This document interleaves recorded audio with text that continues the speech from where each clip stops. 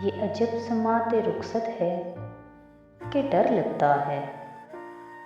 شہر کا شہر مجھے رخت سفر لگتا ہے۔ رات کو گھر سے نکلتے ہوئے ڈر لگتا ہے۔ چاند دیوار پہ رکھا ہوا سر لگتا ہے۔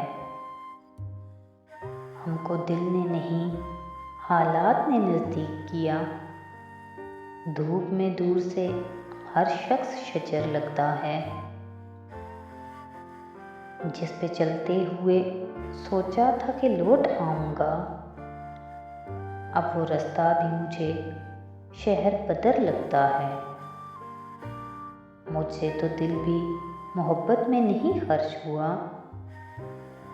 تم تو کہتے تھے کہ اس کام میں گھر لگتا ہے۔ وقت لفظوں سے بنائی ہوئی چادر جیسا اوڑھ لیتا ہوں تو سب خواب ہنر لگتا ہے۔ اس زمانے میں تو اتنا بھی غنیمت ہے میاں، کوئی باہر سے بھی درویش اگر لگتا ہے۔ اپنے شجرے کی وہ تصدیق کرائے جا کر، جس کو زنجیر پہنتے ہوئے ڈر لگتا ہے۔ ایک مدت سے میری ماں نہیں سوئی تابش، میں نے ایک بار کہا تھا مجھے ڈر لگتا ہے۔